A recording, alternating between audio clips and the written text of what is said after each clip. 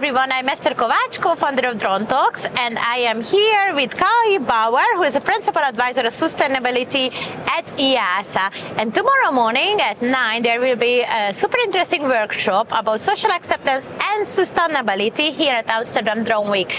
Welcome in the show, Kai. Thank you very much. Happy to be here. Thank you. So, the first question is the hard one. Why is that the problem if social acceptance is not happening? Well, I think social acceptance really is at the heart of making this new economy as the new activity of drones. You have to imagine it's new for everyone. Huh? We just talked about it. Here at this conference, we are in one little bubble, and everybody talks about it, knows about it. That's very different when you go on the ground into the cities, when you talk to citizens, when you talk to people who are not exposed to it. And there's this degree of reluctance to know, okay, what this is all going to be about. Maybe it's worth to remind the societal acceptance study that EASA has done 2 years ago. With the attempt to understand precisely this community, which is outside our day-to-day work, and we reached out to citizens in order to understand what is important for the citizens, what is needed in order for the societal acceptance to happen, and what's the situation in Europe.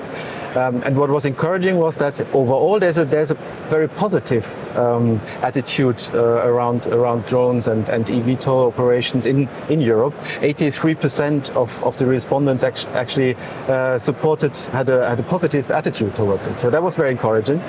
But at the same time, there were concerns raised, and these concerns were, of course, around privacy, around safety, and sustainability and noise issues. So that's what we're trying to tackle and revisit a little bit to get the latest from the experience on the ground on this topic to make sure that societal acceptance is not a stumbling block towards the introduction of drone operations. That's great. So I'm just wondering, what should we expect from this workshop? What are the main takeaways? And when we go tomorrow, is there any real life examples or any action?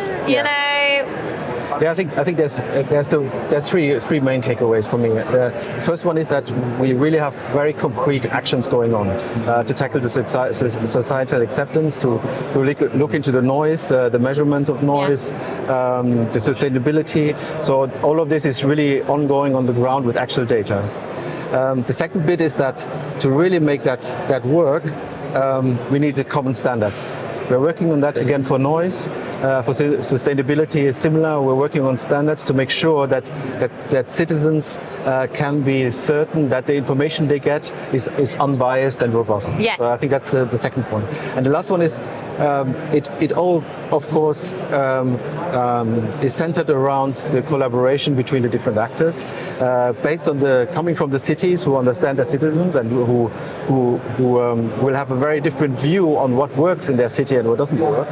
And here we see that all stakeholders are really working together in making that happen. And it really is happening on the ground. We see this happening through the EASA IM hub, but we see it in many different areas where the concrete actions are happening at all levels of the ecosystem. That's unbelievable. And as mentioned before, every city is different, their needs is different, right? So this is why this approach is the right approach, because the cities can decide some level, right? They are in the driver's seat, ultimately. Amazing. That's a or good... in the pilot seat, depending. Good sentence. Thank you so much, Kai, for the interview. It's been a pleasure. Thank you so much. Thank you.